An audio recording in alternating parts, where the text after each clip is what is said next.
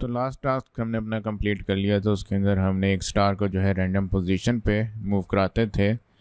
अब हमारा अगला टास्क ये है कि जब भी हमारा रोबोट जो है वो इस स्टार को चेज़ करे, टच कर जाए, तो एक साउंड जो है वो प्ले हो, जिससे हमें पता लग जाए कि हमारे रोबोट ने जो है वो इस स्टार को जो है वो टच किया है।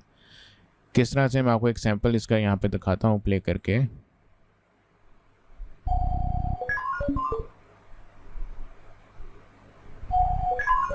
तो ये हमारा टास्क है। अब हम इसको एम ब्लॉक के अंदर देखते हैं कि किस तरह से करते हैं। एम ब्लॉक में आने के बाद ये हमारा स्टार है और ये हमारा रोबोट है। तो मैं अपने रोबोट को जो है वो सिलेक्ट करूँगा और यहाँ पे जब भी मैं गेम स्टार्ट करूँ और ये चेक करे कि कब जो है रोबोट ने जो है वो स्टार को टच किया, तो उसके लिए मैं यहाँ पे इवेंट्स में जाऊँगा और ये ब्लॉक प्लेस करूँगा। जब मैं गेम स्टार्ट करूँ तो हमेशा चेक होता रहे, तो उसके लिए मैं फॉर एवर लूप लगाऊंगा, क्योंकि मैं ये लूप के अंदर जितने भी ब्लॉक्स हैं वो बार बार चलते रहें और हर मर्तबा चेक होता रहे कि कब जो है रोबोट ने स्टार को टच किया है।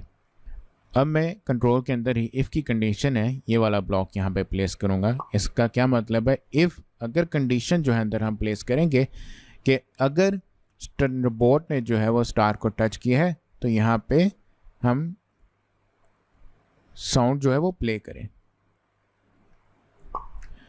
अब यहाँ पे हमें किस तरह पता लगे कौन सा ब्लॉक प्लेस करना है, हम सेंसिंग में जाएंगे, यहाँ पे टचिंग का जो ये ब्लॉक है ये प्लेस करेंगे और यहाँ पे हम स्टार को सिलेक्ट करेंगे कि इफ़ स्टार को टच किया है, कंडीशन ट्रू हुई है, तो साउंड प्ले हो।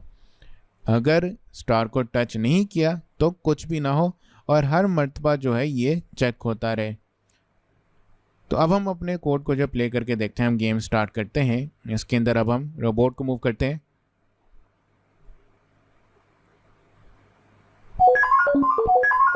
ये आपके पास साउंड जो है वो प्ले हो गई है कि हमारी कंडीशन जो है सही और हमारा एल्गोरिदम जो है वो हमने सही बनाया है।